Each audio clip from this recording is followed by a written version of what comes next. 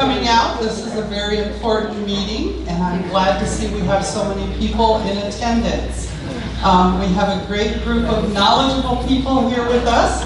Darren reminded me he was here in 2015 with our community and had a similar presentation. So that's a great reminder. If I can ask everybody to silence their cell phones, that would be great. And then we're going to turn the program over. We have Darren Julian. He is the Urban Wildlife Specialist for Arizona Game and Fish, and he's brought some other knowledgeable people with him. And would we give Darren a warm welcome?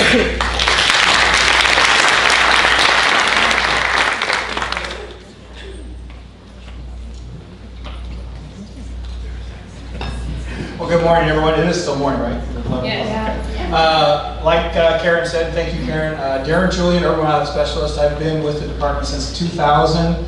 I've been the Urban Specialist since 2006, so I've been out here a few times to talk about various critters and stuff, though, but mainly coyotes. With me today is Officer Mike Unland. He has this district, and we'll show you a little bit of a little graphic later in the slides.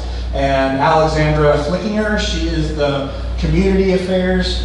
Public Affairs and Community Liaison out of our region and stuff, though. So she does a lot of public outreach as well. So, well, thank you all for being here. Certainly a lot easier for me to speak to a lot of folks all at once than to talk to 60, 70 people all at the same, or individually. So we're going to talk about living with wildlife. Okay.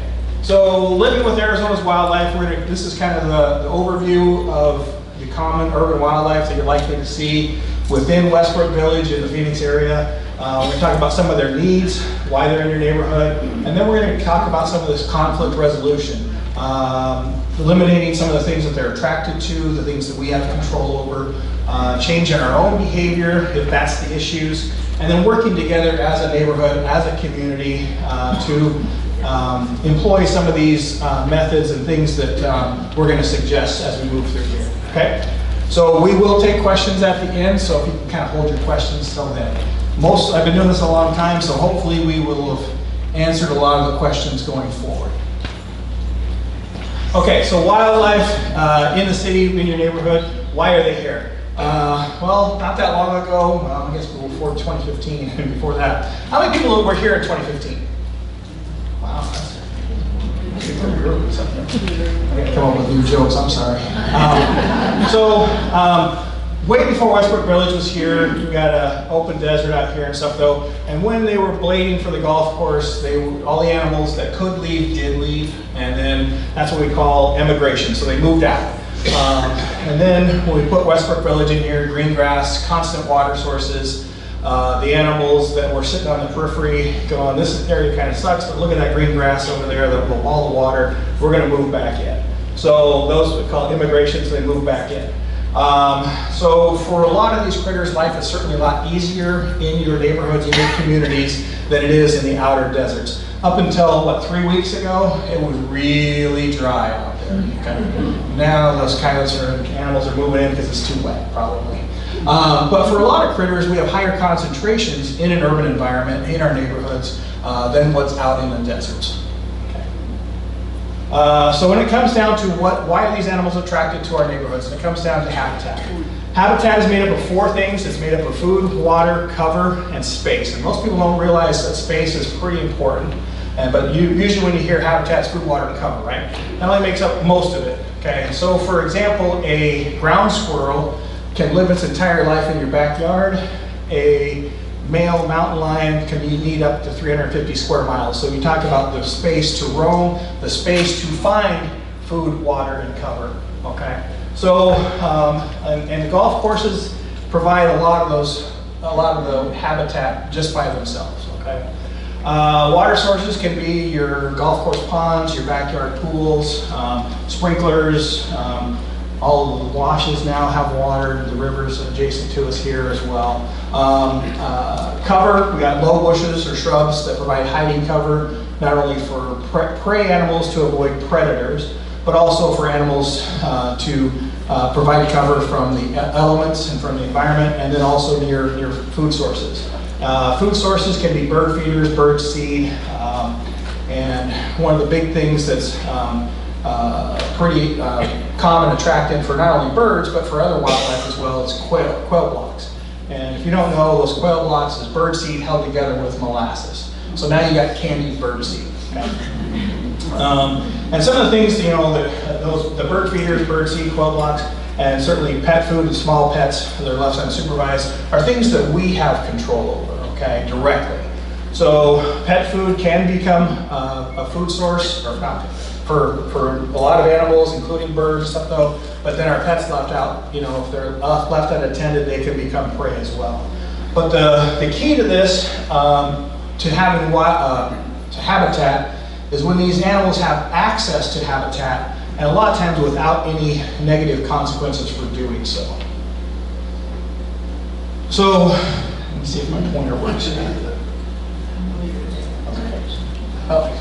So you put green grass in a desert, you got rabbits, right? Okay. And if you ever watch rabbits feeding, they usually don't go too far out into the open space. They're usually edge animals, okay? And you see them going, they're always looking around, okay? They know that they're prey, okay? So that'll come into play in a little bit here. Let's see. This was in Sun City West and stuff though. I almost expected this to be filled with dog food to actually feed javelina. It wasn't, but you know, you see the bird feeder there and stuff though. But it kind of shows people's values towards wildlife and stuff though. So certainly here in the Phoenix area, we have a large range of how people value wildlife, how people value pets, how people value animals, okay? And the other part of this, which gets maybe kind of bad, is how people value people. But, so, again, you got golf courses, you got ponds, right? You know, usually for irrigation.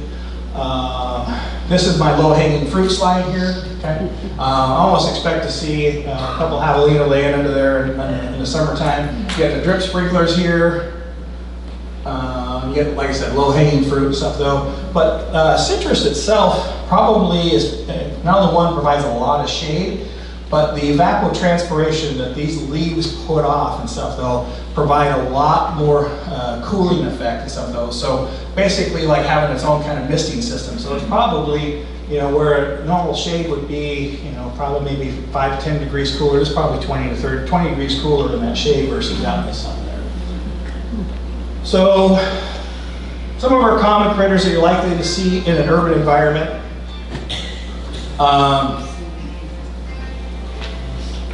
So kind of have them grouped here and stuff though, and kind of in order. Coyotes, javelina, bobcats, and then probably foxes to some extent. But that's kind of the order and the number of calls that we get as far as potential problem animals that we deal with here in the Phoenix area. Then you got your mid-level predators here, your foxes, skunks, and raccoons. You got your prey animals over here, your rabbits, quail, rodents, and deer, and some birds as well. But then you got your winged predators here too. Hawks, owls, and falcons as well. And a lot of times people don't think about that when it comes to either pet safety and things like that, or even predatory instincts of these birds. What we will see is the Phoenix area is winter home to a lot of migrating birds of prey. So if you're seeing birds of prey now, you're going to see a lot more as it gets cooler and cooler. Okay? And then occasionally we have mountain lions, more in the periphery of the valley here. Okay. I probably should have put bears up there. I'll tell you about that later. So today the focus is going to be on urban coyotes, but a lot of this information that we're going to talk about on how to deal with coyotes stuff though can be used for other critters, and we'll get into some species-specific stuff as well. We'll talk a little bit about bobcats, javelina, maybe some outline stuff as well. But a lot of this information is on our website for dealing with these things. We do have brochures here, so if you didn't get any on your way in, make sure to grab it on your way out. If your neighbors are not here that need a brochure or two, please help yourself. These don't do me any good sitting in my office, okay? I know what they say.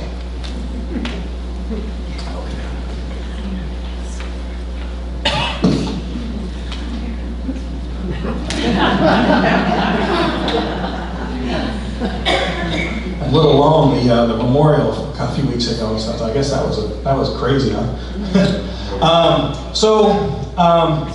Kind of a disclaimer here and stuff though. I don't want to make light of what could potentially be a serious subject stuff though, but I also don't want to put you all to sleep either and stuff though. So there is kind of a little bit of an entertainment factor, and again, usually it's one of the guys in the front row that usually falls asleep on me. Don't worry, there'll be some stuff, you know, it'll happen.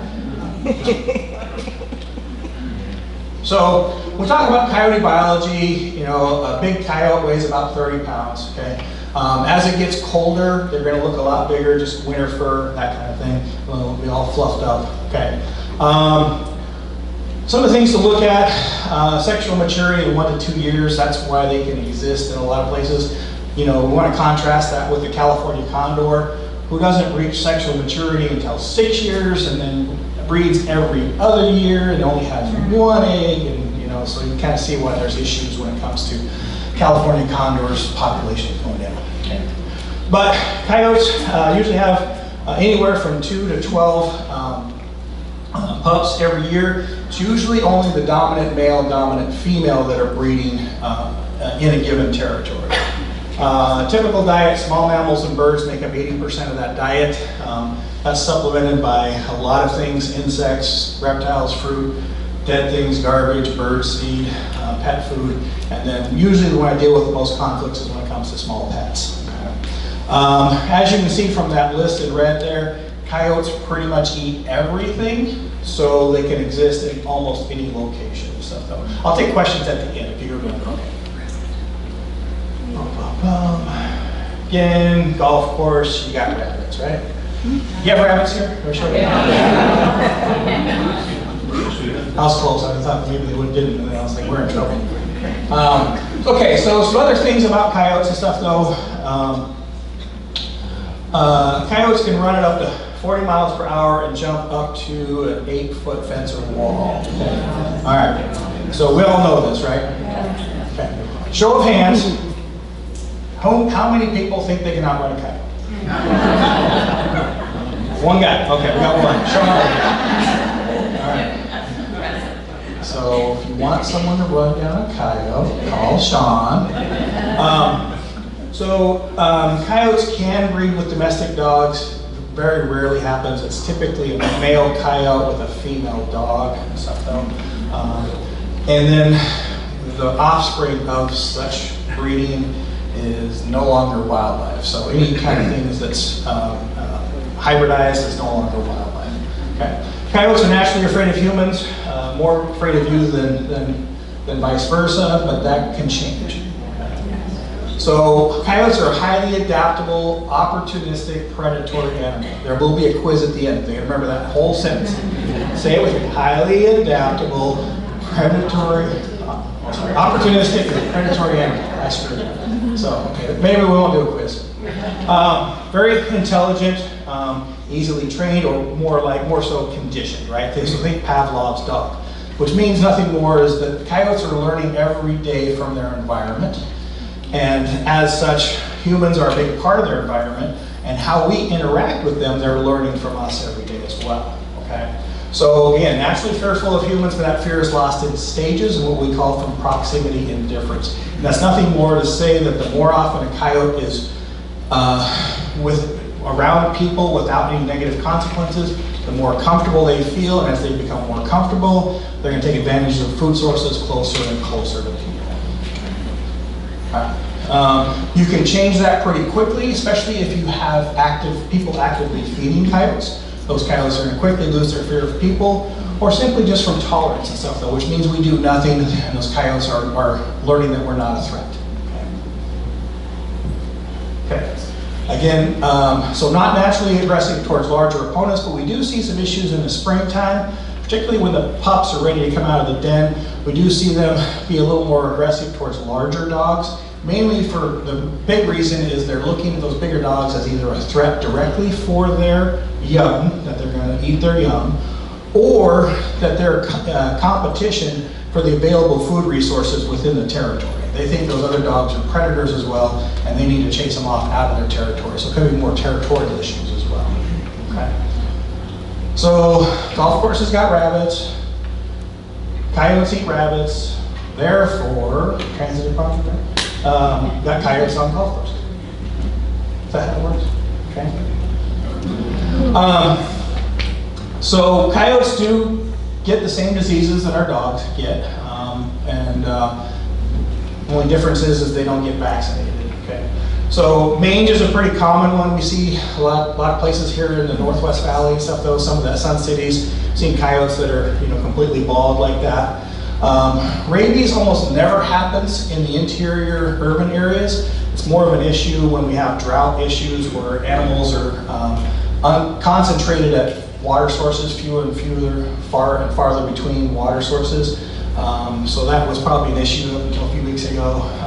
But there has been some issues with distemper. Our wildlife health folks put out a press release regarding canine distemper. Have you heard anything over your area over here? Okay. We did see some stuff in the far southeast valley on a few coyotes that we thought were rabid. They tested positive for canine distemper, and some foxes as well that tested positive for canine distemper. So, but typically your vaccinated pets are not at risk. Let's say even, for example, if your dog has its rabies shots and stuff, though, if it does get bit by a coyote, that's up to your veterinarian whether they need a booster shot or not, which apparently I'm due for a booster rabies shot. My tired football man. Okay. So when we talk about problems associated with urban coyotes, like I said, most of the issues that I deal with are small pets. Okay. I would have brought one of mine this morning, but he's in bad need of a haircut, and that happens next week and stuff though. But I got a 4-pound Yorkie and I got a 9-pound Yorkie poo and stuff though. And it's funny though, is the Yorkie is the younger one, but he's the most territorial. He owns the carpet in the living room, and anytime the bigger one starts coming towards him, he's stalking like a little lion. It's hilarious. So when it comes to small pets, we're going to talk about a few things and stuff though. I think that cat's got bigger concerns than cat's looking for the nearest coyote to throw himself.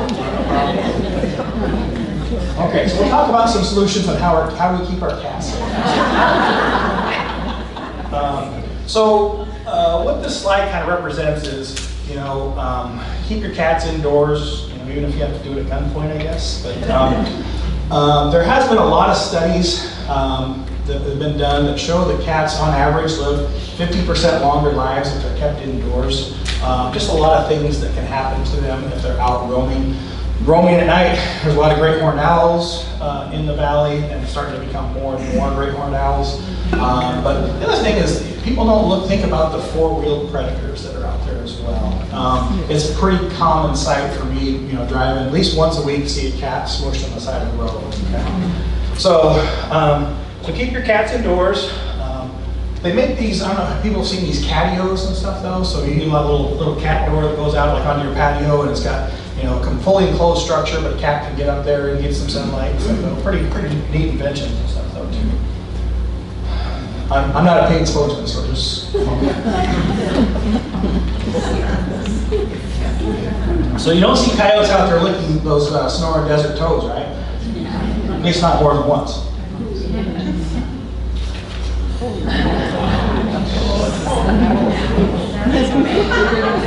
Pretty sure it's been reported as a mountain lion or something like that.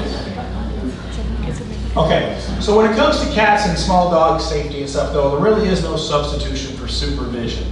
There are some modified things that we can do to protect our pets and stuff though, and we'll talk a little bit about that stuff though. But the reality is, the more times that our pets are left outside, unattended, unsupervised, all kinds of things could happen to them.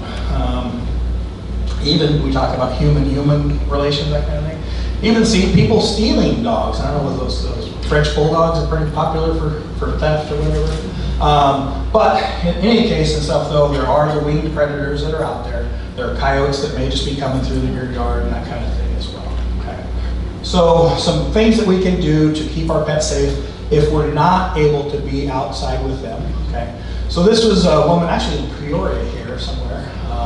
She sent me this picture right on the other side of this little out jetty here, so though, is her access door from her garage. So the dog can go through, it's got a dog door into the kennel, the dog kennel there. And the dog can go in and out and stuff though, and still be safe and go outside and stuff though. Again, protected from the winged predators from the top, and even coyotes and stuff though. So coyote, that's chain link on top, got shade. The only thing that I don't see, but maybe it's there and stuff though, the best thing would be is if it had like maybe either some concrete footers or some wire mesh buried under the gravel there so a coyote can't dig under. But otherwise, you know, pretty good setup there as well. Okay. Again, not a paid spoke to. Motion activated lights, how many people have these? Okay. Do they scare coyotes off? No. Exactly. Okay. But they are a good thing to have because you go to let your dog out at night, and particularly it's getting darker and a lot earlier and earlier. You go to let your dog out and that light's on. Something tripped the motion sensor, right? So now you go out ahead of time to make sure that there's not a coyote out there, and then you can, you know, protect your animal that way. And we'll talk about some things as deterrent and hazing as well. How many people walk their dogs? Okay, very good. So keep dogs on a leash. How many people have the retractable leashes? Okay. I do too. Time and place for those though. Okay. If you're in an area that's heavily got lots of brush, bushes, things like that, you can't see, or at night, okay, you want to lock that down, okay, so those dogs don't get too far away from you. Like I said, be aware of your surroundings. You know, if it's out in the day and you're out in the open and stuff though, open grass and stuff though, you can see 360, let them run around if you want, okay. Buddy system, walk in groups if you can, and this is a part of this we always talk about, assist others. So if you're out around your neighborhood and you see coyotes and you see somebody walking their dog, just give them a heads up, let them know, you know, where you saw a coyote.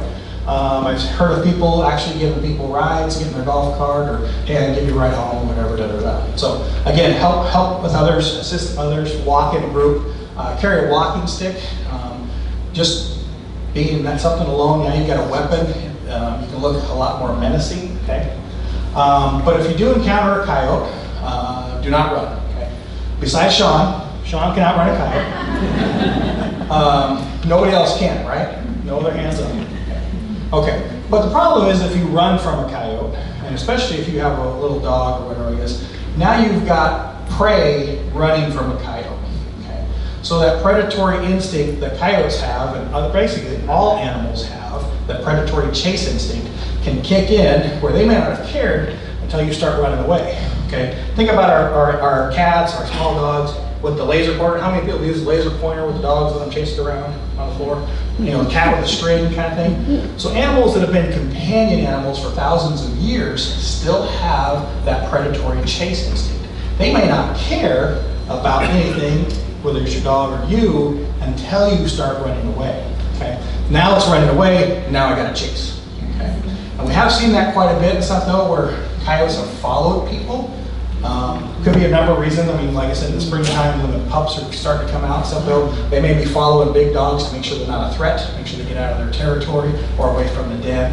But if you do see a coyote, you want to pick up small dogs and you want to keep big dogs close. You want to pick up small dogs and make those coyotes focus on you and not the meal at the end of the string, right? Okay. And then you want to be aggressive, you want to use aggressive postures, try to make yourself big, and you want to yell in low, loud tones.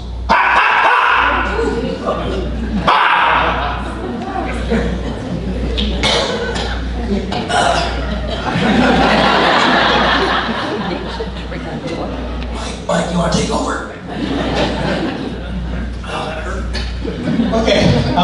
So, reason why you yell in low, loud tones is because of another predatory instinct and stuff. So, high-pitched sounds can sound like wounded animals, and therefore you may be, if you're dealing with one coyote, you start screaming at it, sounding like a dying rabbit, then you may bring the rest of the pack towards you to come see what's going on, and now you're dealing with 6 or 7 coyotes. Okay? Low, loud tones, make yourself bigger, be aggressive towards them. Chemical deterrents, pepper spray is very good. You just don't have very much range with that. Okay, we'll talk a little bit more about deterrents in a minute. But if you're going to get pepper spray to carry, get ones that shoot a tight stream, not the fogging kind, because you need a little bit of breeze that's going to blow back in your face, and you're probably going to get feeling it more than the kite. Okay. So when it comes to human safety, children and adult safety, I'm going to talk about this. Okay. Children should be supervised. We have grandchildren to come over and stuff though. There's probably 1,000 things that are more likely to happen to a child that's unsupervised and stuff though than a coyote. So just to put it in numbers, so coyotes consider adults too large to risk a confrontation for the most part. But since 1997, we've had 31 coyote incidents where coyotes have, I won't say attacked, but have been aggressive, come towards people, either broke skin, jumped up, or whatever. Okay. Compare that to roughly about 5,000 domestic dog bites on human annually in Maricopa County. That Maricopa County Animal Control puts out. So that's kind of on average, about 5,000. So we had a pretty good run there. So those are numbers from since 1997, where we started to see these start to kind of happen a little more frequently. May of 2017, we had a little girl that was bit while she was sitting on a park slide. Sat down there to eat her granola bar, and a crinkling, the old crinkling wrapper and stuff, though, probably brought that coyote into, probably come looking for food. She didn't give it to him. She got nipped at. Okay. And then we were doing good in 2017 up until 2023, where kind of all hell broke loose. We had 2 little boys in March that were both 20-month-old, which is kind of strange. They're both 20-month-old. They were bit in North Scottsdale. And then a young girl, 4-year-old in East Mesa. Actually, PD responded right away and killed that coyote, so that was easy for us. And then 5 people in the December of 2023 in North Phoenix, up around, where is that? I-17 and Happy Valley, right? Yeah, that was kind of a strange incident stuff though. But through all of those, we did find evidence of people feeding coyotes. So people say, well, why can't you just trap them and take them to Flagstaff? Why Flagstaff gets the fat? Well, they need more coyotes? I don't know. So really, in Arizona, with almost, I don't think any exception and stuff, though, they're coyotes, okay? So what happens is we take a coyote, you can be, if these animals have any kind of diseases, you could be putting those out into the wild. Let's say you got urban coyotes that have distemper or anything like that. We've seen whole herds of javelina get wiped out from canine distemper. I mean, they succumb to that pretty quickly. Think about new home versus home sweet home stuff though. Coyotes in your neighborhoods know where food sources are, know where home is, know where cover is, know where food is. Put an animal out there and stuff though, it's going to be stressful, minimum. Okay, they're going to, even if you put them, where there's food, water, and cover, likelihood is that there's already a pack of coyotes that use that area. They're going to get pushed out of there pretty quickly. So again, social tolerance. So the dominant packs can win. You put a coyote out in the desert. And then a couple things will happen though too and stuff though. So just from the fact of being in a trap and stuff though, and it's going to be stressful, so you lower your immune system. These animals could die slowly. Seeing them actually come back. They were doing a study in Scottsdale, taking coyotes, collaring them, and putting them on the other side of Four Peaks in the wilderness area. One of these coyotes made its way to downtown Chandler, got hit on the road 7 years later. So the other thing though too is when you start. Okay, yeah, so when coyotes are trapped from a given area, it can cause a social breakdown, break down their social structure. So what happens is, dominant males, dominant females, all that kind of stuff goes into play. But what will happen sometimes is it may cause females to go in breeding mode at different times of the year. So coyotes are very good at knowing how many coyotes can be supported in that given landscape or given territory. So what can happen is more females go into heat instead of just the dominant female. They can have, instead of having, let's say, 6 pups or 2 pups or whatever like that, they can double up and have up to a dozen pups. For example, the former owner of Critter Control was telling me that he trapped 26 pups from a culvert in one house in Paradise Valley, and then subsequently trapped 3 lactating females and stuff though. So goes to show you that coyotes can overcome the absence of coyotes and stuff though. So they were compensating for the loss. So and again, like I said, breeding at odd times of the year, like I said, more females going into heat. Usually it's only a dominant male, dominant female. Okay. All right, so how do we fix the problem? Okay, short-term solutions, removal of by nuisance animals by licensed professionals. There is a list on our webpage of licensed wildlife control operators that are licensed by Game and Fish to handle coyotes and other wildlife. They can only live trap on private property or with permission of the property owner. Okay?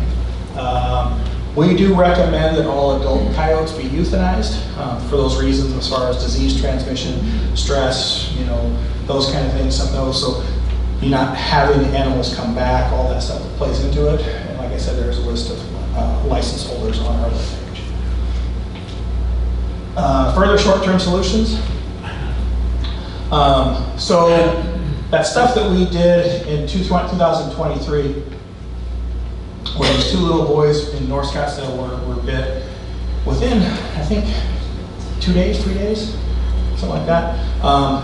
Crazy situation. We had officers. I was out there.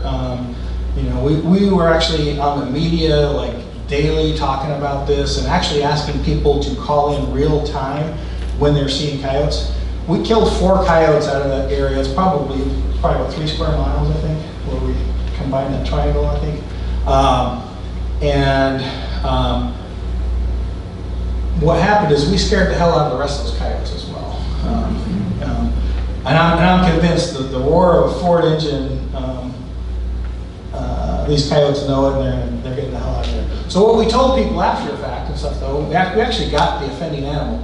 We actually had DNA from the second boy whose sweatshirt we got and took DNA samples off it. So what we told folks and stuff, though, is we started the hazing, and we actually did find, I'll show you some slides here. We did find people feeding them and stuff, though. We're putting food out.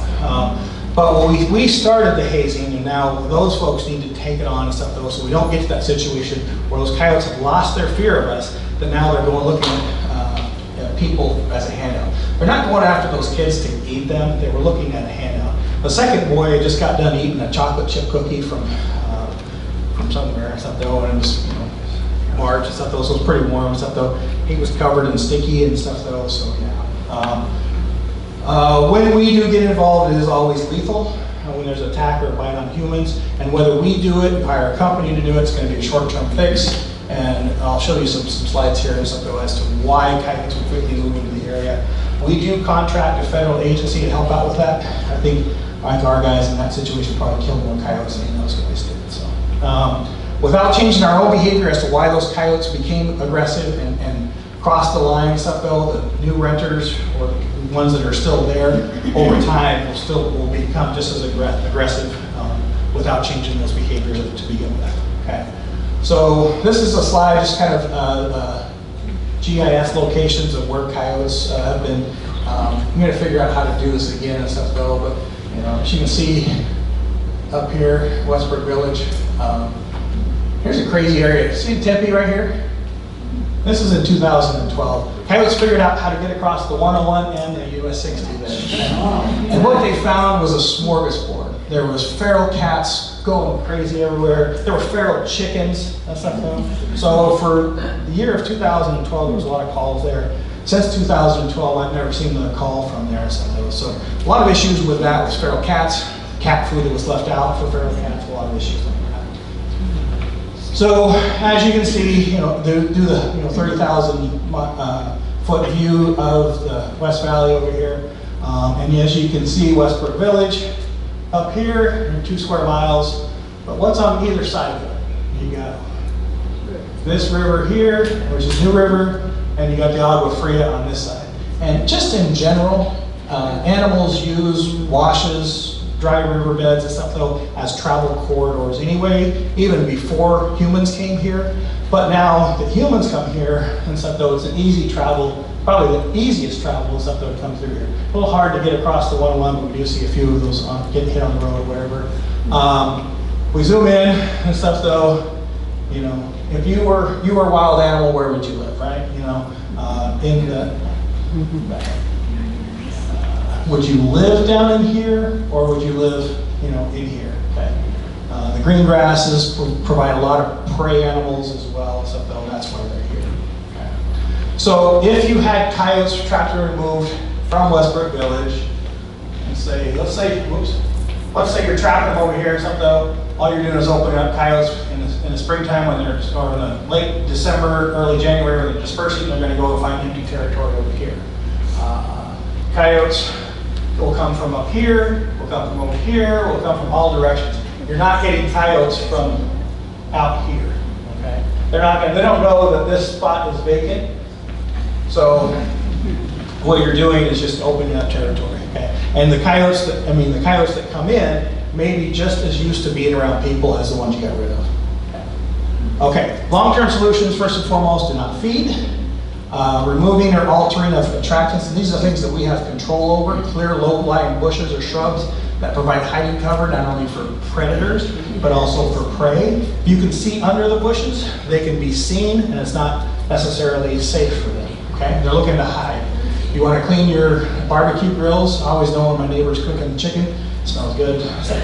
But think about animals that can, you know, have probably 10 to 20 times our nasal capacity and stuff though. These coyotes, you're cooking chicken and stuff though, coyotes know a couple miles away that you're cooking chicken. Okay. Discourage their presence, community-wide effort. How many people have seen the shaker can? Show of hands? Yeah? Okay. How many people have one? Okay. Throw it away.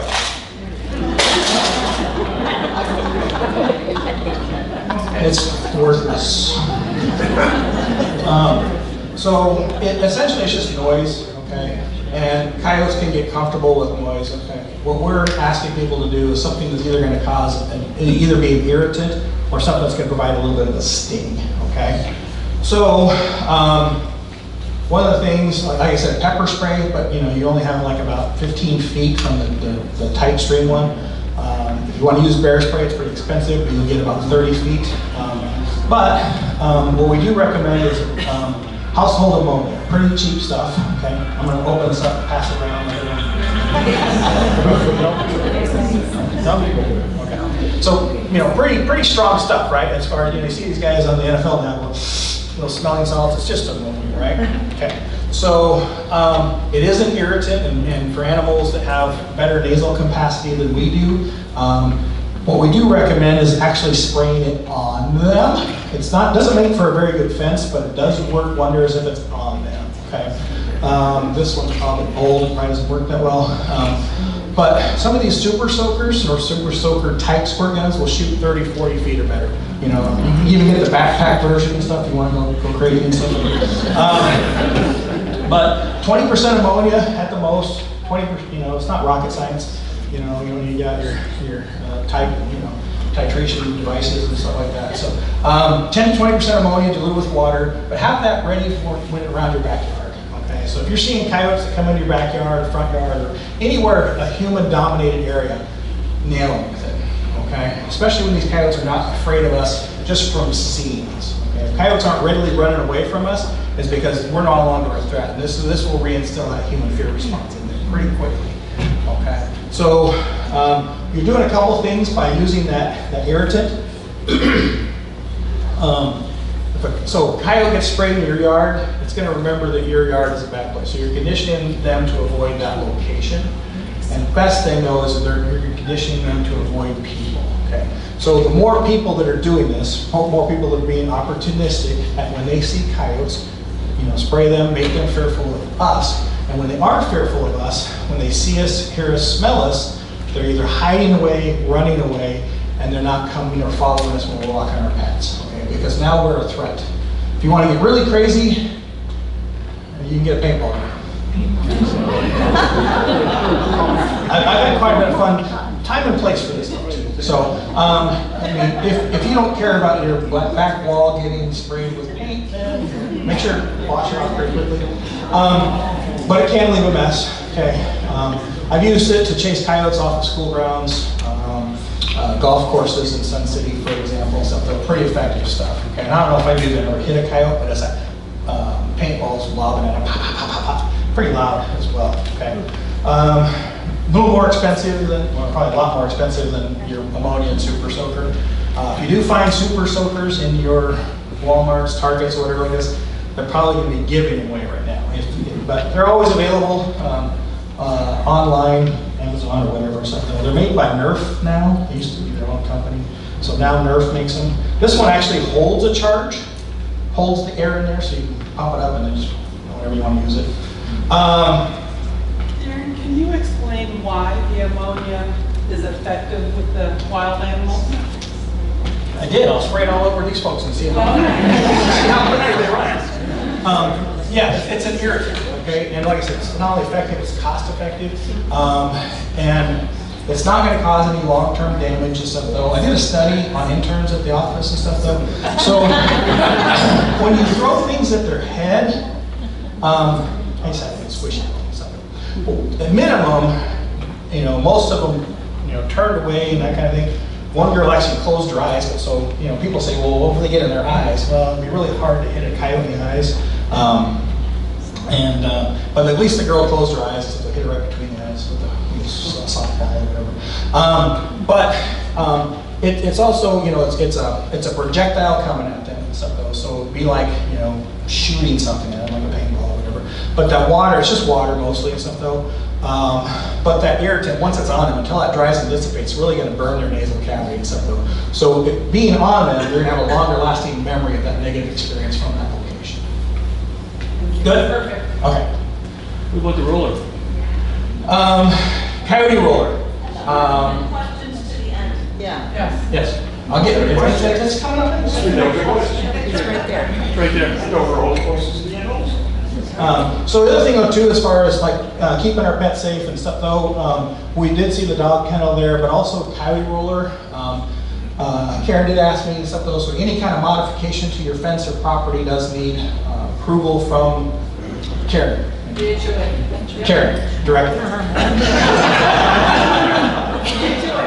You said to have them call you. Well, her number will be at the end, so everyone wants to write that down. Real quick, I asked 2 weeks ago and they said it wasn't approved. Okay. These can be painted and stuff though. There's different mounting brackets and stuff though. So yeah, that's up to your HOA. But you can use the dog run or something like that too. And you know, some people say the expense is, you know, kind of pricey to do your entire yard. People do have seen, I've seen people that have sectioned off their yard and stuff though, and used, you know, chain link fencing inside and use the coyote roller on there. There is a guy that used to work for Rattlesnake Solutions now. His company now only installs coyote rollers. Crazy thing is, coyote roller used to be made in California. They're now made in Mesa, Arizona. So local product. Arizona Coyote Control is the website for the guy that installs these. Okay. Otherwise, it's coyoteroller.com. We have ammonia soaked rags here. That's only for areas that, like, say if they're coming in, bedding down. And we'll talk a little bit more. Mainly, that's probably better for javelina issues and stuff though too. So, but the thing of it is when we see coyotes in our human space, if we don't do anything, they're learning we're not a threat. So we do need to take action. At minimum, yelling at them, grabbing a handful of landscaping pebbles and pepper them, whatever we can to make them run away. Okay. So now that they know we're a threat. Okay. And they're learning. They're going to quickly learn that we're a threat or potential threat. And when we are a potential threat, like I said, is we won't hear them, see them, and they'll see us, hear us, smell us, and run away, and that kind of thing. Okay. Sorry, question. So you bring up a very important point there, which is the cleaning up of fruit, fallen fruit. Yes. We do about we've done about 12,000 vacation watches this year. So that means when homeowners go away at full uniform, the posse goes out once a week and inspects the property, has a look at the property. And what we're noting is fruit that's been fallen is not being picked up. The landscapers don't come down to the properties and pick it up. We also see irrigation lines that have been chewed open by rabbits trying to get water during the summer. So we're doing about, like I said, we've done 12,000 vacation watches so far this year. Not all the homeowners in Westbrook Village turn in vacation watch forms when they leave to go away. So there could be possibly multiple other properties where we're not seeing all the food laying around. And a lot of times I'm walking properties and I'm coming around the corner and here's a coyote sitting in the shade, drinking some water, maybe chewing some citrus fruit. So that's so important that homeowners, when they go away, to make sure that the fruit is cleaned up by their properties, don't leave it for months, because it's encouraging the parents to come to their properties. Right, good point, good point. So he was talking about, you know, citrus that's left and sitting on the ground or accessible. Remember the low hanging fruit slide there as well. So that can be an attractant as well. So the more things that we do, or even help your neighbors out to do these things if they're not there, those kind of things are going to help. Okay. There's coyote roller, ammonia, super soaker, motion active sprinkler heads. Effective on cats year round, whether it's bobcats or domestic cats. Also pretty effective, let's say for example, if you're overseeding your lawn. I mean, people have lawns or xeriscapes and stuff though, but you know, when you put that seed out there, doves usually find and stuff though, you can change the setting to really sensitive, and then so every time the doves come to eat your bird seed, you spray them with water and they're gone. So it's basically, essentially a scarecrow, if you will, but it's something that it doesn't cost that much. I think this one was probably 55, 60 bucks. I got this at Lowe's, but it's something you can set and forget, okay? As it gets colder and colder, especially at night, okay, you can leave it out there, and when these coyotes come in, they don't want to be wet, okay? Like I said, work year round on cats, but as it gets colder, you know, coyotes, javelina, they're not going to want to be wet when it's cold outside and stuff though. So it can be a pretty effective tool to have if you have coyotes coming in at night, instead of sitting up there waiting all night with a ammonia and super soaker. I mean, I'm not saying you can't do it. So what it comes down to is we talk about risk versus reward. If there's low risk for them being in your neighborhood, in your yard, that kind of thing, and they're getting a reward. Remember, they're getting either cat food, dog food, fruit, any other thing. They're finding animals, you know, ground squirrels, that kind of stuff. Then they're going to keep coming back to it, right? Because there's no threat for them being there, and they're getting rewarded for being there. Okay. If we flip that, okay, and increase the risk for them being there, whether it's the motion activated sprinkler head, the ammonia, that kind of thing, and then remove some of those food sources that we have control over, you essentially won. Okay. The best thing with any of this stuff, though, is, well, and then even the coyotes will know too. So it never gets to the point where they've crossed the line, like in North Scottsdale or North Phoenix, where we have to come in and kill them. Okay. Okay. So javelina, goofiest animal out there. I mean, look, how does that thing even stand up? Look at those tiny little feet, huge body. You'd like think it would just fall over and stuff. You know? Crazy animal stuff though. There's a lot of misinformation that's out there on different websites and on the internet and stuff though, saying they're going to attack you unprovoked and all this other stuff though. They're not going to eat you, they're not going to eat your dog and stuff though, but they're, especially medium to large size dog, they're going to look at those as a potential threat to themselves or to their young. They're going to look at it like a coyote. They're going to look at your dog as a predator. So they may, if they're not afraid of us, they may go after your dog to push back and not be, so that our dogs are not a threat to themselves, the herd, or their young. They're very good at protecting themselves. They're actually pretty good at protecting the herd too. Okay. They eat veggies, grass, grubs that are in the water, in the ground and stuff though. Very highly sensitive nose. Like I said, they can smell grubs 8 to 10 inches under the ground. How many people saw that stuff in Sedona a couple years ago where they tore up the golf course and stuff though? Yeah. So don't use natural fertilizers on your grass or on your plants. I mean, that's probably the best thing, but those grubs are what they're looking for. Okay, so they tore up all that grass to get to the grubs that were in the ground. If I say it, Halloween. Pumpkins. We do see an increase in javelina calls this time of year. People leaving their pumpkins out, usually after Halloween. Your pumpkins are strewn up and down the road, that kind of thing. Your jack-o'-lanterns are tore up. We actually tried to film something for the news media one time, and up at Southwest Wildlife when they had some javelina, and she fed them that day, and so they didn't want anything to do with the pumpkins. So, but like I said, goofy animal, what we see the most issues with them is because they have relatively poor eyesight, but they see movement really well. So most issues where people say they were chased or javelina were aggressive towards them, come around the corner and so group of javelina sitting there feeding, one of them sees you, sounds the alarm, barks and whatever, takes off the other direction. The rest of them go, huh? Ah! And just scatter. So Keystone Cops kind of thing. So if there's a little bit of breeze blowing in your face and you've frozen, you've become invisible to the javelina. Okay? But they do see movement very well. So all it takes is stomping your feet, waving your arms. Low, loud tones. Okay? You can actually bring in javelina by sounding like a wounded piglet, if you will. Low, loud tones, the ammonia works really well on them. You got an area where they're bedding down and hanging out in, whether it's summertime where the flower beds are, that kind of thing. They usually like to dig down to get the moist, wet soil and stuff though. Just put a couple pinholes in a jug of ammonia, set it out there, and let it seep out into the air and stuff. Pretty effective stuff. But again, really effective. Super soaker, if you're seeing javelina, spray them with it. Very effective. Okay. Bobcats. Much like coyotes did many years ago, bobcats are figuring it out where people are and where the food sources are.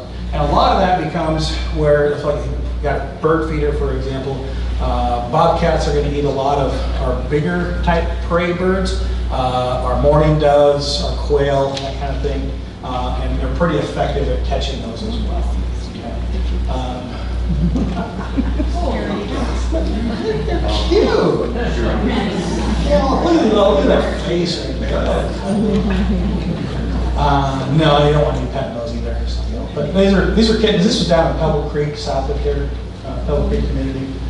How many people see a mountain lion in your neighborhood? Anyone? 1, 3, 4? Probably not.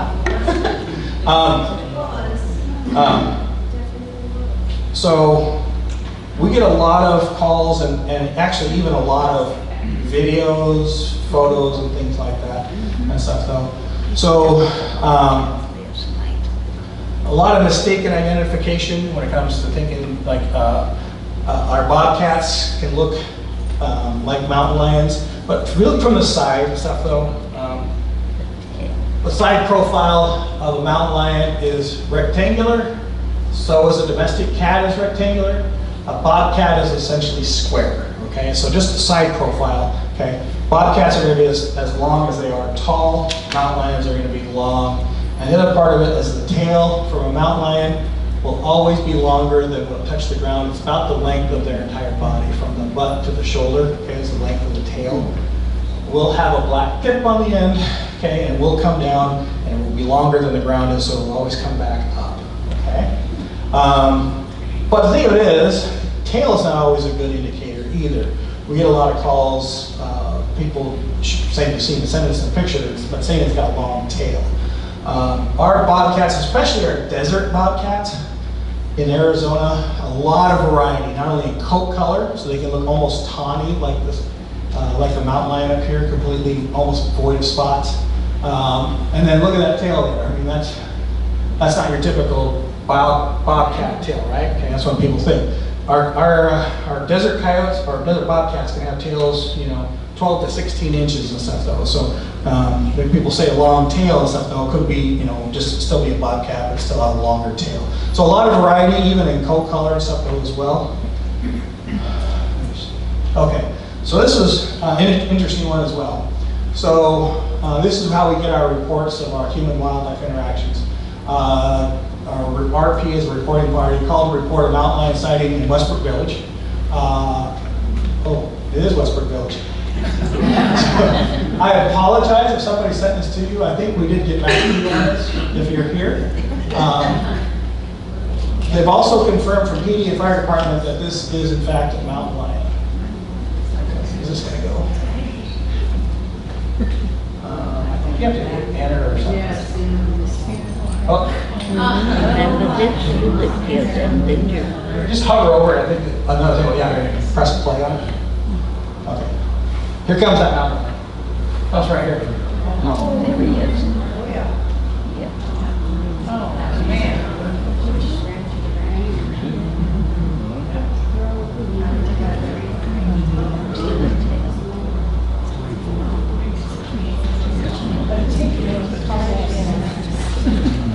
Okay. Whose barbecue grill is this? Anyone know? Okay. Another show of hands. How many people think that's a mountain lion?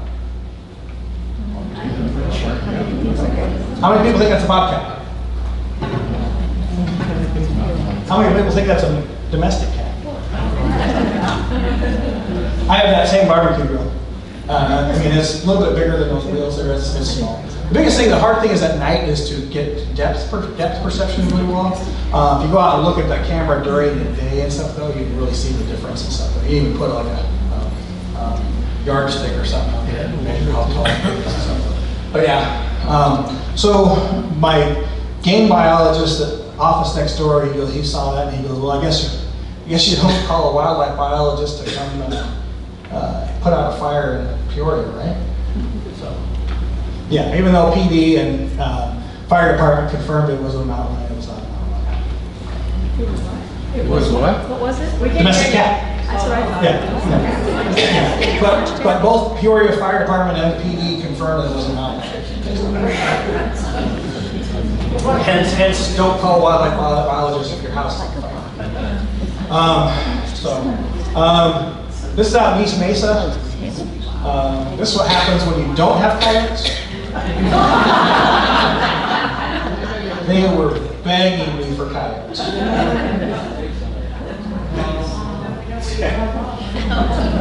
So a lot of times this can be our issues when it comes to wildlife. I mean, like I said, there's different values on people, how people value wildlife. So a guy over here is feeding them, and then this guy's upset because they're eating his petunias and stuff. So again, one guy's joy, and the other guy's nuisance, right? So same animals, just how people perceive them, right? And here's Arizona Game and Fish Department, right after this. So how many people know that it's illegal to feed wildlife in the state of Arizona? Wow, this could be, we need some education here. Okay, since 2006, it's illegal to feed wildlife in the state of Arizona in counties that have a population of 280,000 or more.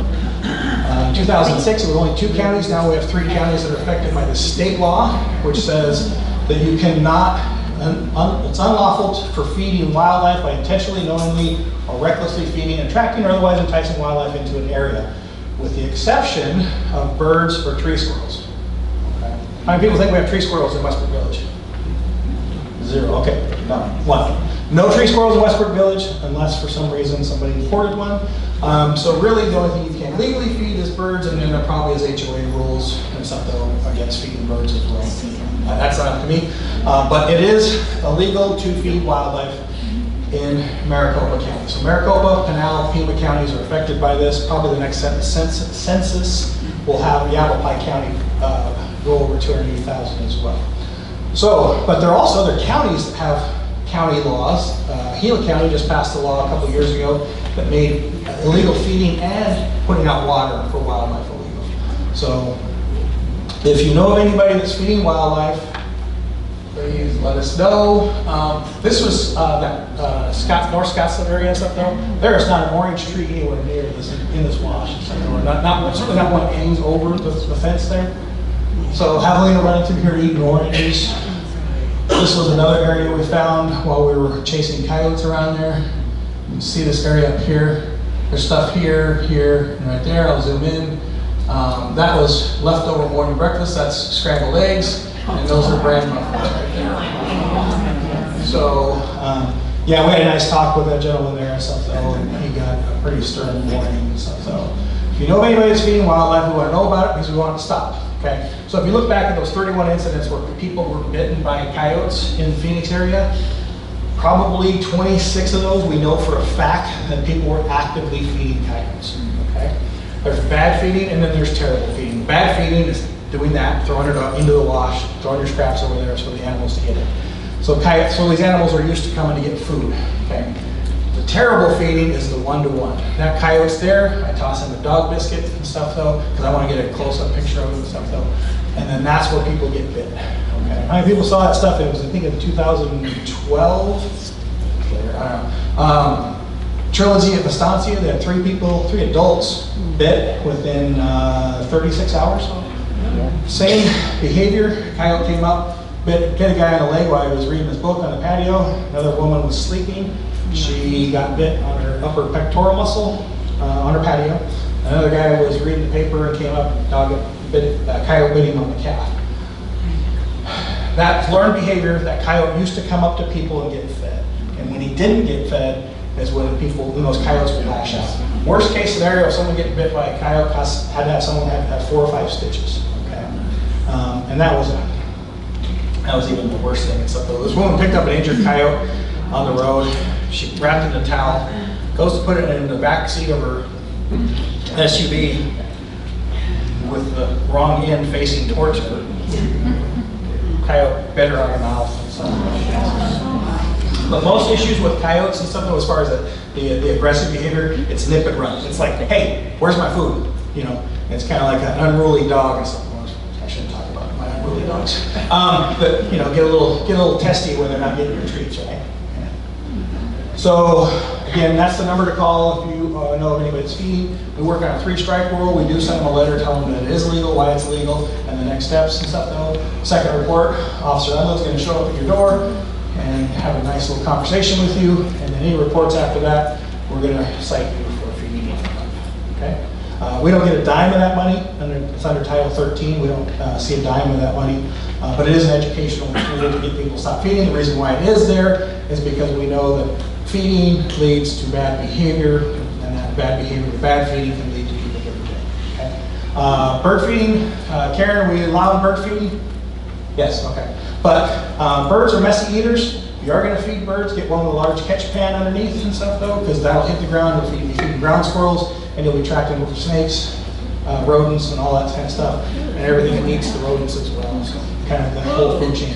See this coyote here? He loves birdseed. That's a big pile of birdseed there. Okay. If you have having problems with birds, you know, using your yard, your house, and these bird kites as a deterrent are pretty effective stuff. Oops. This is called a jackkite. Comes with a 30-foot telescoping pole and stuff of those. So a bird of prey flying in the air scares the crap out of pigeons and those kinds of things. Birds. Okay. This photo has not been modified. Those are that fat. And I gotta satisfy my own curiosity, so I got out of my truck and walked over, tried to kick at them to get them to fly away, and they fluttered a little bit, just off the ground. So, not only is it is legal to feed birds, but when you're feeding them the fat, they get this fat, like size of chickens and stuff though, driving around the corner, there was a couple coyotes headed their way, they're gonna get full on one quail. Okay, so wildlife are simply reacting to their environment. Coyotes are here. As humans, we've modified and enhanced the local environment for our own livability, and as doing so, we've created opportunities for wildlife. Okay. As humans, we dominate our own environment for the most part. Okay. Human behavior is the only thing we can directly change, but if we change our behavior and how we interact with coyotes, though, we can have a positive effect or negative effect on wildlife as well. Okay. So if we're feeding wildlife, it's our fault, right? It's our fault for their behavior because we've put out the red carpet and the food sources for them. Okay. But if we change that behavior and working together as a neighborhood, as a community, the more people doing these things, the quicker you're going to change those animals' behavior, and the longer lasting that behavior is going to last and stuff. Okay. We talk about successfully living with wildlife. That's what we talked about earlier, living with wildlife. It's a dynamic process, increased knowledge and awareness. Hopefully that's why you folks are here today. Taking responsibility if you are creating opportunities for wildlife. Responsible citizens and communities working together, and like I said, getting everyone on the same page, that we know what to do, what not to do, and then working together as a neighborhood, as a community. Okay? We're not here to say there's coyotes out there, there's wildlife out there, just live with it. We're here to teach you how to live with it on our terms. We didn't become top of the food chain for nothing, right? Okay, we need to push back. Think about kind of like this gang mentality. We let these gangs take over our neighborhoods, they're gonna take over, okay? Until we push back and stuff though, then we'll have a positive effect and stuff though, for everyone, okay? Those that can haze coyotes, please do. Those that can't, please ask your neighbors to help out as well, okay? Like I said, thank you all for being here. It was a lot easier to speak to 75. 117. Wow. 117 people all at once versus almost versus talking to 117 different individuals at each individual I talk to all at once. Okay. So this is what we want to get to and stuff though, so you can enjoy your backyard and your dogs are safe, your pets are safe, stuff though, you can see wildlife. No one needs a picture of a coyote from me to you, okay? There's reasons why our phones, zoom in a long ways. There's telephoto lenses, there's a lot of binoculars that are being sold and stuff though. That's how you view wildlife, but from a distance, safe distance and stuff though. So they have their space, we have our space. This is our region that we are in control of for Arizona Game and Fish Department. Everything from Camp Verde to Casa Grande and Eloy, from the Hacienda River on the west side, and everything under the Mogollon Rim and just on the west of our White Mountain and San Carlos Apache Reservation. Okay. We have 40 people that, back up a little bit. So as a state agency, we get zero funding from taxpayers. Okay. Where our funding comes from is from hunting and fishing license sales and federal excise taxes on sporting equipment related to hunting and fishing and a few other things. For example, I'm paid out of our Heritage Fund, which is $10 million annually from the sales of Arizona lottery, so scratchers and lotto, not lotto, but the Arizona thing. And that's been in effect since 1992, so $10 million isn't paid for what it used to. Our region 6 is what we're showing here, has the highest population density, 4.95 million people in the Phoenix metropolitan area. I think I've been doing this for, 19 years, I think I spoke to halfway. So I'm getting there. We simply just don't have the manpower to respond to every call and stuff though, and do removal. That's why we do license companies to do removal, that kind of thing. And just in the Northwest Valley, there's Officer Unland. I'll show you his district. And he's got other responsibilities as far as law enforcement goes. He's half-time law enforcement, half-time biologist. So he works on law enforcement, wildlife management issues, watercraft, off-highway vehicle patrols, different habitat projects in his areas, all within a 40-hour work week versus, Peoria PD that's got someone on duty all the time. We do triage these calls and respond when public health or public safety is the issue, like we said in North Scottsdale, North Phoenix, that kind of thing.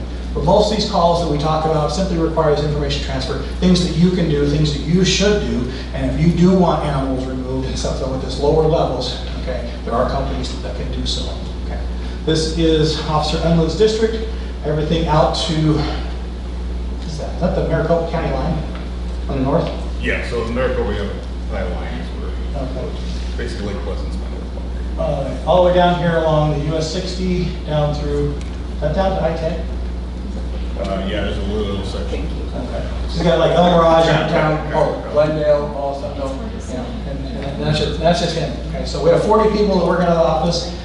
Only probably about, in the Phoenix area, we probably have about 10, 12 people that could actually respond when there's an emergency. Okay.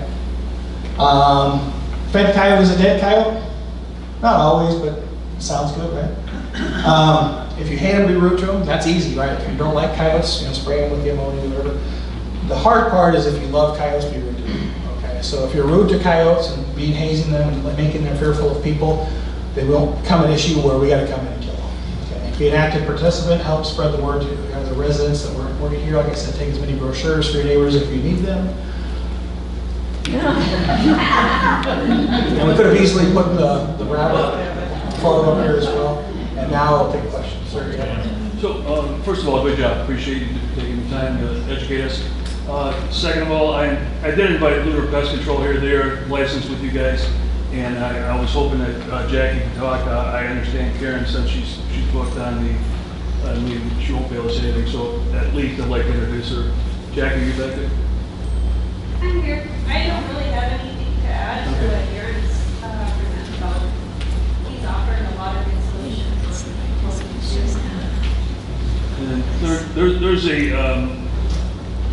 theory here is that Westbrook has done a lot of landscaping on the golf course. They've taken out a lot of large cactus, and the cactus are home to a lot of rabbits. So the theory is maybe the rabbits are dwindled in population, and as the ecosystem works, coyotes eat rabbits. When they can't find rabbits, they may attack dogs. Oh, that's a question? Especially if they're jumping into people's backyard, because they're going above and beyond to find something to eat. If they're just eating rabbits and if you're on the street with a dog, that's one thing. But when they're coming in your backyard, that raises a whole different flag. So it's not, so our pets are not like a gateway drug to human safety, if you will, okay? And then lack of natural food sources doesn't mean they're gonna go after domestic animals. They go after domestic animals at any time, okay? Our pets don't have that predatory avoidance instinct in them. That's been bred out of them. You don't see your dogs out there looking up for hawks and owls, okay? Or even our domestic cats. Some of these feral cats, we'll see that a little bit more. So. I would agree with you, but there's been more attacks on dogs in the last year than there's been in the last 5 years. Yes. So that would, you gotta use common sense on that. If they're attacking more dogs now, there's not enough food source, so maybe they are. I mean, I don't wanna argue with you, but I'm just saying, I'm just using common sense. Well, that kind of ebbs and flows and stuff though. So from a coyote standpoint and stuff though, certainly always going to be easier to go after a small dog than a rabbit. It's easier to catch, okay? So as populations go up and down, as our prey populations go up is because the prey population is usually low. And as we have a high prey population, then the predator population can respond next year when they breed and stuff though, so they kind of go asynchronously, okay? So that's in a natural system, okay? Then when you change things and stuff though, by adding green grass in a natural system, not to a natural system, but now it's not natural anymore, so your rabbit population is it's not gonna go this, and the predator population, it's gonna go like this. How about the coyote population? You think that could have increased over the last couple of years? So, potentially, but it all within a coyote's territory, they know how many coyotes can be supported by the available food resources in that area. If times are good, and especially if people are leaving food out, yes, we can have effect on the local population of coyotes by unnaturally enhancing that population by the food source alone, okay? If times are tight, what happens is when we hit into December, January and stuff though, when the pups are getting bigger, they're full grown, then what happens is they will disperse if there's not available food resources. If times are good and there's a lot of food, what they will do is they will keep some of those from the previous year to help mainly defend the territory from other coyotes coming into where the foods are, okay? So it's not a natural system, let's put it that way. When we add humans to the equation, it changes everything entirely. So thinning a herd isn't something that you would even consider? It would be a blip. It could lead to more problems as well. Okay, more coyotes. It would, if you had a natural system, for example, okay? But let's say, if they're not finding unnatural food sources, cat food, cats, dogs, pet food, that kind of thing, bird seed and stuff though, we limit the things that we put out for them. Yes, it can have effect on that stuff though, and we're keeping our pets safe by modifying our behavior, our space, how we deal with coyotes and stuff though. It can be just as simple as, we haven't been here since 2000, what did you say, 16? 15? You were here in 2015. Okay, so it could be the fact that, and since 2015, things have people have kind of forgotten about it. We have new people coming in and stuff though, so a lot of our factors can come into it as opposed to why coyotes are going after dogs. I got a crazy question, just for my own knowledge. If, let's say that I'm in my backyard with my dog, and a coyote jumps a fence and starts moving towards my dog, what's the law say about shooting that coyote?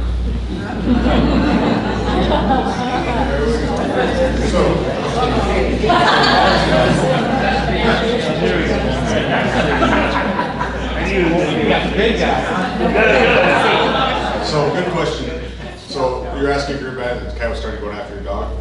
Just going after animals itself is not enough for like our self-defense law of it. It's going after yourself, human being, you absolutely have the right to defend yourself. Just going after a pet does not quite cross that threshold of to actually shooting. A lot of reasons for that, the safety side of it, stuff like that. But it's for human beings itself. But if they're coming after you, you can definitely defend yourself. Just going after. So how do you determine that? It's subjective. You're in your backyard, you got your dog next to you. Now, Is that coyote coming at sure, me or is it coming at the dog? absolutely, that might be a little bit different. So, Then it's legal to shoot. so if it is something for a threat to yourself or others, Or that I feel. you can articulate that, yes. Right. So let's say I'm sitting there, I got a little dog to me, and a coyote's coming at me, and you feel a threat, that my life is in danger, I'm gonna get attacked. Yes, you can defend yourself. And But the the only reason I bring witness it is up- the coyote. But, I'm sorry? The only witness is the coyote. Sure, right. gotta shoot him. But, so anytime one of these gets shot, that we do come out in full investigation just like anything else. So the biggest thing I say is just be able to articulate what happens. If you 100% defend yourself, when there's a big difference is you have people that are just going after dogs, cats, stuff like that will shoot them, and then just be like, oh, I was in fear for it, they're going after my animals. That does not fall into it. But so just use that, and you just gotta think of, okay, are you truly a threat for your life, safety, something like that, or somebody else? You definitely can take care of yourself, but anything beyond that, you cannot. And that's when you can call us and we'll step in and help out. Does that kind of answer that for you? Yeah. So the other part of this though, if you have an emergency like that, you're calling 911, or your neighbors are calling 911 because shots are fired, right? Okay. Mike's not gonna be the first responder, right? Someone's gotta wake him up, middle of the night. He doesn't sleep. One other thing I can say with it too, so I have responded to some of these. You gotta think about, I actually had a guy, javelina, coming at him, and he did shoot at the javelina with 9mm handgun, which was fine, we justified that. You gotta remember, when that round goes off, that is responsible, you're responsible for that, no matter what the situation was there, right? So Phoenix PD might show up and have a different thought of it too. But I'm not saying so. Definitely defend yourself, but you got to remember all those factors. Yeah, so basically that comes down to public safety. If you've created a bigger public safety threat from what you've done, even if he wanted to write you a ticket for illegal take without a hunting license and a closed area for hunting a coyote and stuff though, it's going to be nothing versus what Peoria PD is going to potentially do. Okay? If you can't account for all those bullets and whatever, again, now you're putting yourself at how they interpret what you've done. Okay? Make sense? Sure. Okay. But you can use a paintball. Yep. Yeah, you can use anything non-lethal and stuff though, so yes. BB guns? BB gun as long as you're not breaking skin and injuring animals, okay? Or, again, That's the idea. so again, again, public safety issues, okay? Just, and a lot of municipalities will look at pellet guns, BB guns, as a projectile, as using a projectile versus a firearm necessarily. It comes a little gray, right? With the way municipal code is written and stuff. It's not all uniform across the Phoenix area. What is it in Westbrook? Peoria. It's the city of Peoria. City of Peoria is So going all to that will fall under for City of Peoria's laws. So BB guns and our I projectiles? do not actually know exactly how Peoria is. You have to look up on that.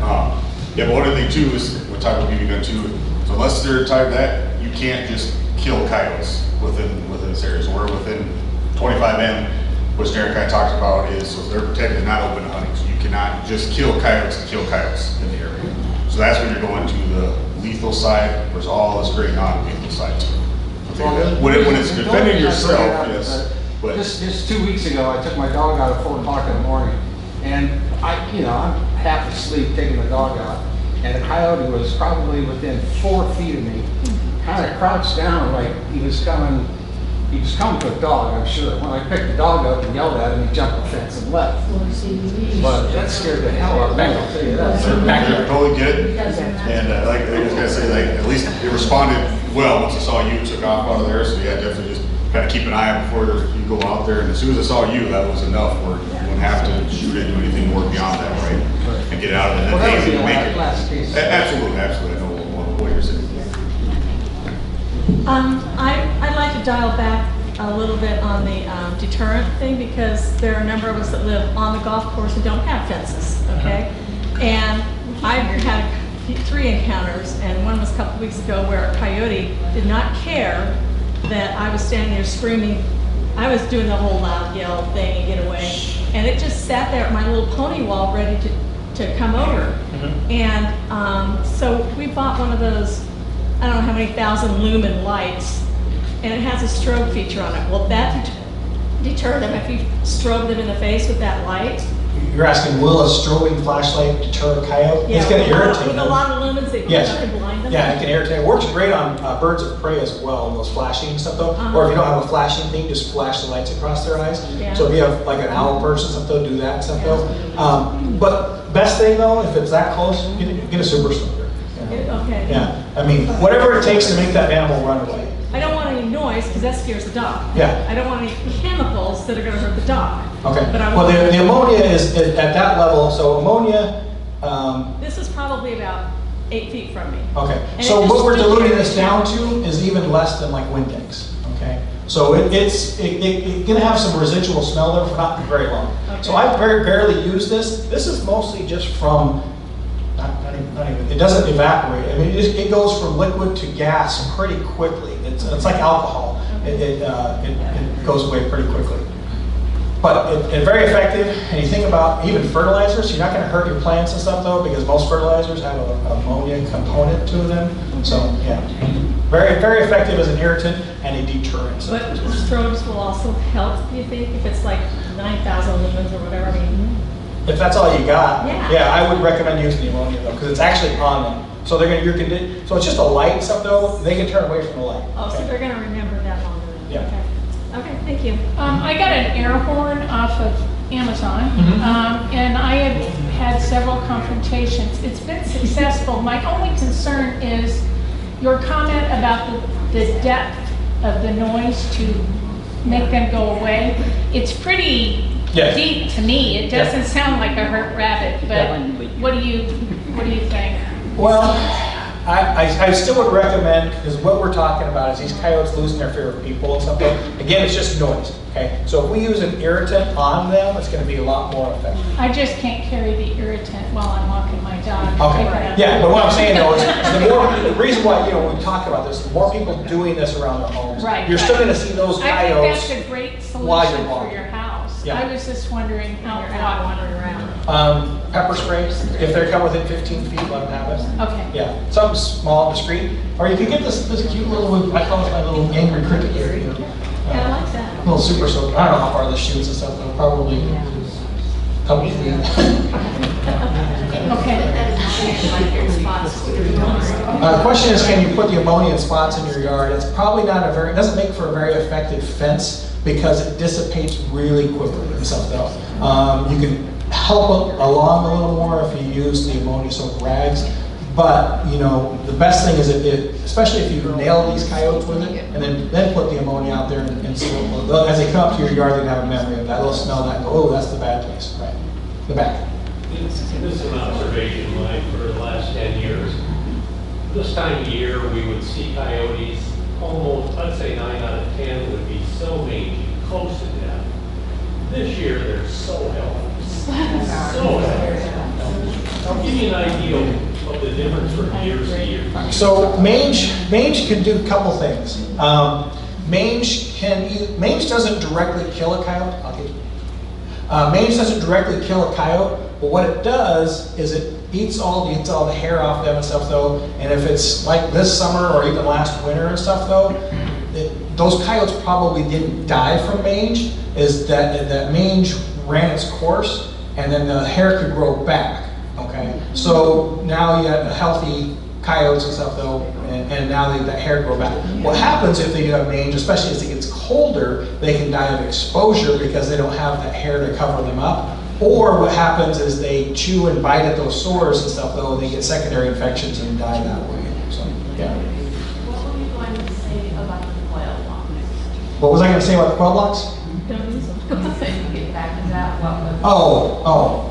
Well, I think it was kind of the feeding stuff, though. It comes, coyotes will eat birdseed, coyotes will eat, but like I said, then you put that candied birdseed out there, it's now you've got a treat for them as well. Javelina, during javelina. So we got pictures on our website where there looks like javelina playing with a ball. And what that is actually bird block that they've been fighting over and stuff though, and it's been rolled around the backyard and stuff though. So yeah, if you're gonna use a bird block, put it up in a location where coyotes or javelina can't get to it. When you see like coyote poops on the street or lawns or whatever, you can see that quail block in that poop. Well, not necessarily quail block, but they'll eat a variety of seeds. Anything that drops seeds out here, they're going to eat. Stuff those seeds, nuts, stuff though. Like I said, coyotes will eat practically anything. So that's where you're going to see it. They're going to poop versus what dog poop looks like. It's going to be dog poop is more uniform and stuff though. So Real quick, Karen, are you here? Yes. Not to put you on the spot, but are you going to reconsider the rollers and stuff? Because I got turned down 2 weeks ago from your office, and I would. So to confirm your question, you're asking about these rollers on top of a fence. Yes. They currently are not allowed in your architectural and environmental standards. If you would like the architectural committee to reconsider that, write a letter and we'll get it put on the agenda. Marcy's here, she's the architectural chair. And I know they've looked at them before. They have not allowed them. How do you feel about those, Darren? Do they prevent? Or yes. do they just clear those? No, so what happens is a coyote, and I would say 5 feet or higher and stuff though, but the coyote roller itself, they recommend a 6 foot or higher fence, okay, as what their standards, where they can say, guarantee a coyote cannot jump over this. What happens is, even though you're thinking the coyotes are going over your fence, it's a double motion. They're jumping up, grabbing the top of the fence, using their momentum to pull themselves up and over. Kind of like the little dog getting up on the couch, right? So what happens, they jump up, hit this bar, and it's basically like greasing the top of your fence. They spin, take a header back into the wall, and they can't get in. Now the good news is. What about when they get in and can't get out? So if There's 2 sides to this. If this is around your entire perimeter or where you want it, a coyote's not going to get in if your fence is 6 foot or higher. And like I said, they have different mounting brackets for different fences with your fence, block wall, and they can be painted. They come with this color, and whoever doing the install or wherever you want to paint them the same color as your fence. Well, the good But the news is. 6 foot is where you're saying. That's what the. Many of our walls are not 6 feet here. Well, the company, I don't want to guarantee, but they will say that they want a minimum height of 6 feet and stuff though. My guess is a 5 foot fence, the coyote's going to use 2 bounds to get over as well. I've been on several sites, and every site has that as a mitigation in place. Yeah. Every site. And so, they're not cheap though. The bad news is they're not cheap. Right. If you've got a couple hundred square feet of linear feet, Yeah. you're 2,500 minimum Yeah. to get that done. So those aren't cheap. You can get them powder coated, the same color as our walls. Right. You can get them aluminum, so you can get them any color to be aesthetically pleasing as well. So if that's the only thing that does work, I can't believe that Westbrook wouldn't allow us to Sure, spend. that's like I said, write a letter and we'll get it on the agenda Yeah, for but the they're here right now, architectural. why can't we speak to it now? Well, the other thing about. Said she was here now. It's a process. Because it's a committee process, so if you write the letter, we'll get it put on the agenda. Your neighbors that sit on the committee will review it and make sure that they're looking at all the options. And then they'll make a recommendation and then it goes to the board of directors for final approval. And the only problem with that, they haven't been at this meeting, so they don't know how important that is in mitigating coyotes. So Sure, they're I gonna- have multiple board members sitting here. I have multiple committee members sitting here, and we have the video. So, yeah, the importance is very acknowledged, but we need the homeowners to write a letter and get it put on as an agenda item, because I think it's, now that they can paint that, that's gonna be big. Just remember though, if you live on the golf course, doing it just across the back is not gonna solve it, right? You have 2 sidewalls, okay? They're gonna go to your neighbor's yard and then come over here. You're probably gonna have to get your neighbor to agree to this too, right? So there's not, it's gonna take some processes to get this. Marcy, do you have any comments or input? Other than just to look at it, because if you look at that, that's actually on a wood fence, that's not on a block.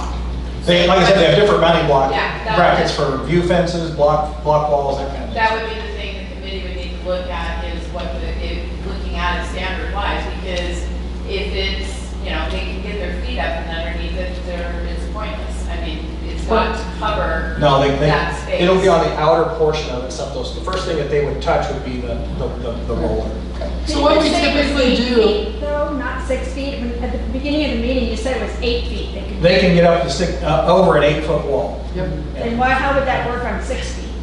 Because they can't use, I mean, they went on an 8-foot wall without anything on top within the barrier or something. They jump up, kind of push themselves up the wall, grab the top of it, pull themselves up and over.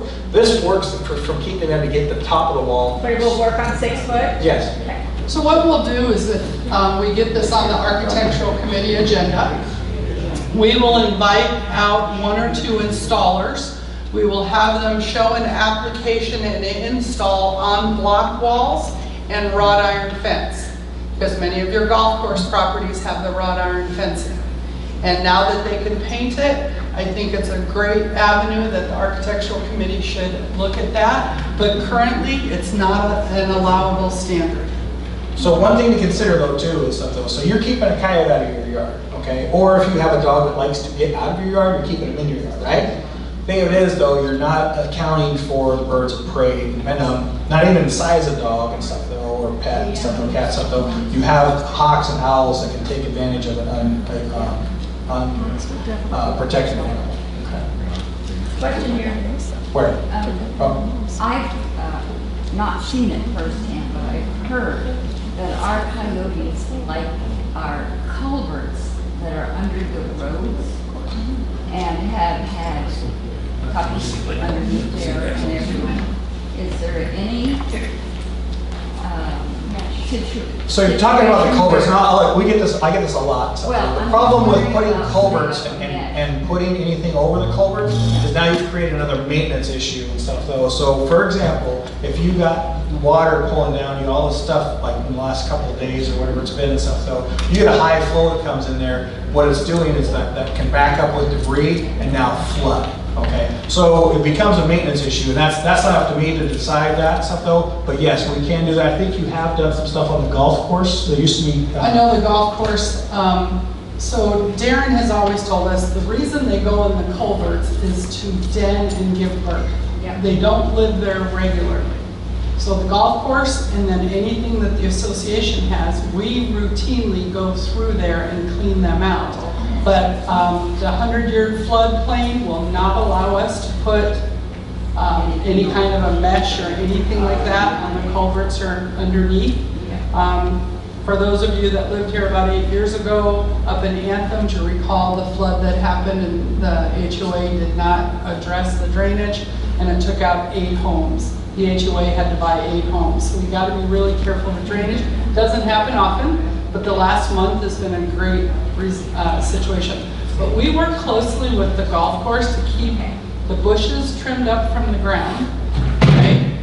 Keep the culverts clean, and the rabbits, that's one of our biggest food sources. Yep. Well, and one of the things when it comes to rabbit stuff though, every golf course that I've talked to, they like the coyotes, because rabbits can cause a lot of damage to the turf, the greens, and all that stuff though. So it's a deterrent to have the coyotes out there or something. Maybe a crazy question, but I understand that the coyotes can get anywhere from 15 to 30 pounds. What is the average amount of weight that a coyote could possibly lift and Snatch. take with them, say, To jump over. to jump back Yeah. over a fence or to even run off with it? We have a 20-pound dog and we have 2 little 8-pound dogs. I'm sure the 8-pound dogs are just an appetizer. But like my 20-pound dog, I don't feel like they're going to be able to grab it and take off with it. I'm sure they could do a lot of damage, obviously. But what is the weights that you consider a medium to large dog that is maybe not an appetizer for coyotes? So a lot of factors can go into this and stuff though. One is your fence height, okay? How high that coyote has to jump, okay? A 20-pound dog may not necessarily, coyote's not going to be able to jump the fence with it, okay? But the thing of it is though, and I talk to people always ask, how much can a hawk or an owl carry away? It doesn't matter if they can find your pet in your backyard and nothing's going to disturb them while they kill it and can consume it right there, take portions back with it for the nesting or something like this, whatever. but they don't have to necessarily take it with them, okay? The So, reason I'm asking is we go out with the dogs Uh-huh. and everything, so, I mean, you know, if we would want to try, I mean, we've got golf clubs. yeah, Instead of walking stick, we've got golf clubs. just be me. So, you know, I would be worried that they can grab my pup and make it back over that wall before we could get to it. Potentially, they're probably looking at, so what coyotes are looking for as far as prey class and stuff though, are rabbit-sized animals, okay? So think about that, so those are gonna be the most vulnerable. Okay. But during springtime, when they do have pups and stuff though, we do see the adult male taking more chances to secure food, essentially going after bigger animals and stuff though, so. I mean, it kind of depends on time of year, location and stuff though, so. That's what I figured. How many of you have seen the hawks and the owls? Yeah. Yes, sir. Okay. That's all. We all focus on the coyotes.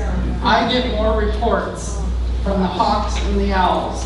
People in their backyard with their pet, and a hawk or an owl will come in. Owls usually at night, but will come in and pick up an animal with the homeowner in the backyard and take off with them. You ask weight, I've seen 15-pound dogs. Unfortunately being taken away, depends on the size of the bird and things like that. So again, it's all different wild animals. I have a suggestion or a help for someone, Karen. Last week we went out tooling around, and you know how we have our landscapers make those, I call them mushrooms, you know, they trim our bushes into these mushroom things in our front yard. If you don't want the coyotes in your yard, have your landscapers trim those up off the ground, because we watched. I sat there. I was just on the sidewalk, and this coyote comes sauntering by, and somebody in their front yard had this massive bush thing that was nicely trimmed, regularly trimmed, but it went down to the ground. And he just walked over and he just leapt up in the air and pounced on it. And I actually can name some of the coyotes because they live on my fairway. Right, so lifting the bottom of your landscaping is Yeah, really he was important. pouncing on it and then watching for rabbits to run out. Right. And he just sat there and jumped up and down like a trampoline. Darren, I'm going to give you the floor back. Yeah. Sorry, Mayor. Two comments. We were talking about urban spray.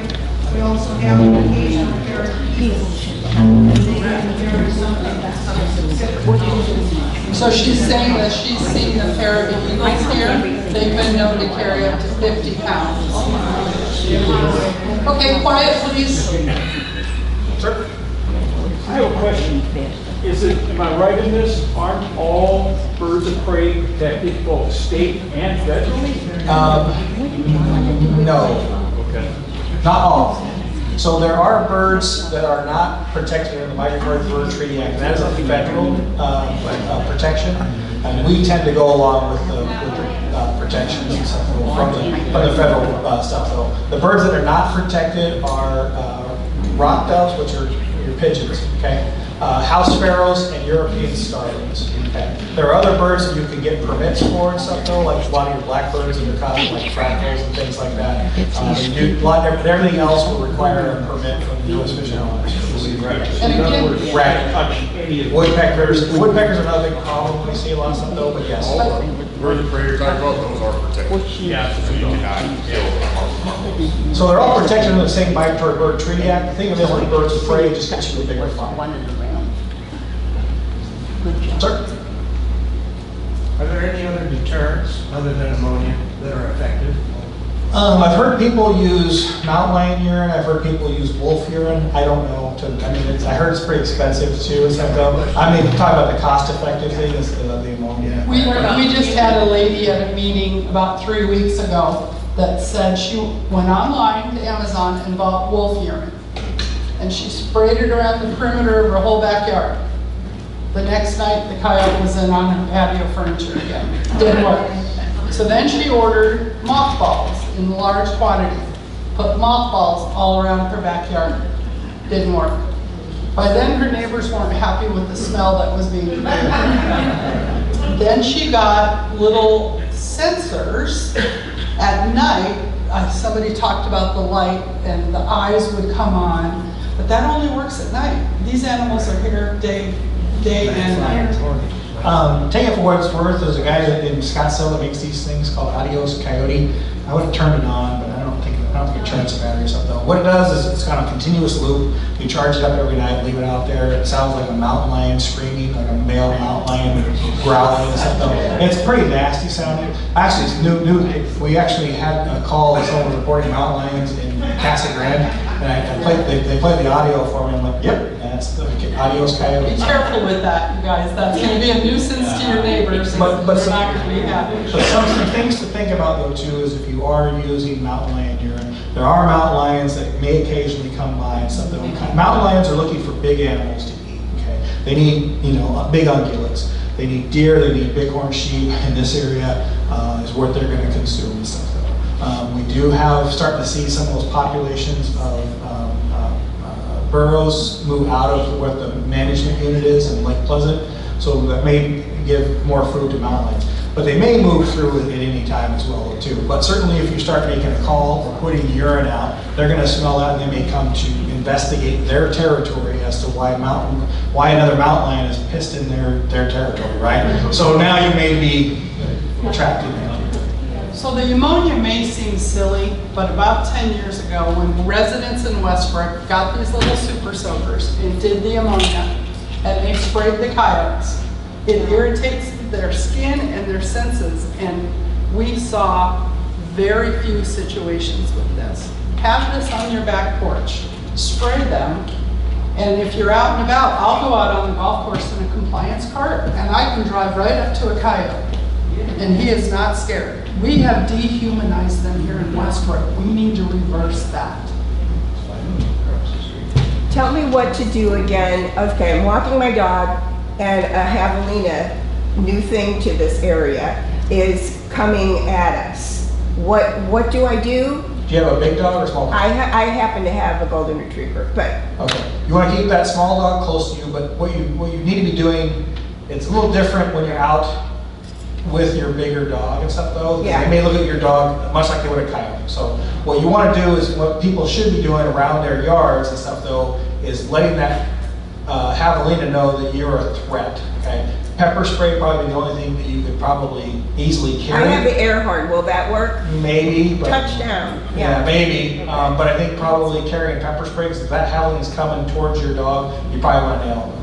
Okay, but if you're seeing javelina normally, use the ammonia so that now when that javelina sees you versus your dog, you're more of a threat to the javelina than your dog is a threat to the herd of javelina.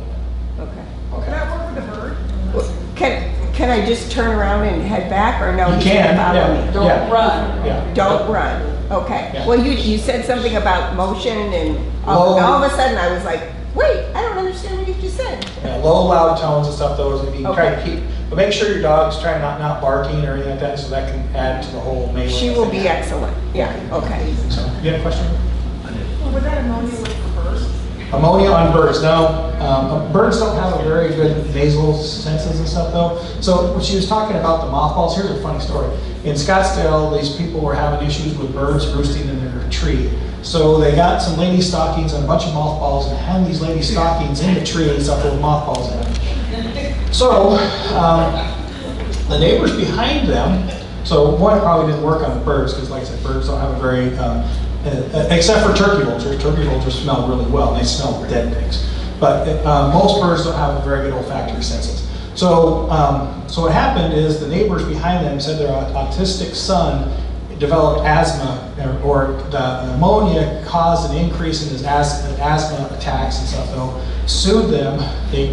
They didn't win because they proved their case for asthma, or the ammonia mothballs causing the asthma. But what it did is it said on the label of ammonia, said that was not a correct application on the ammonia. So they did win a monetary sum, and so just kind of keep in mind, kind of things like that. If it's not on there and stuff though, then you might be dealing with some issues. I know we're talking about mostly the smaller animals and stuff we're really concerned about, but like 40-pound dogs and stuff, is there much of a concern with them going after dogs like that size? Coyotes? Yeah. Yeah. Usually not, but there are times, like I said, at times like in the springtime when the pups are out and stuff though, they may be a more aggressive, not necessarily to consume your dog and stuff though, but it all kind of depends on your dog's demeanor though too. We do have seen some like coyotes ganging up on dogs and stuff though, kind of thing. But usually if it's coyote size or above, like I said, they're not going to risk that confrontation unless, you know, the dominant male has mouths to feed, that kind of thing, so there may be an issue. They're in your backyard. Usually not in their backyard. Okay.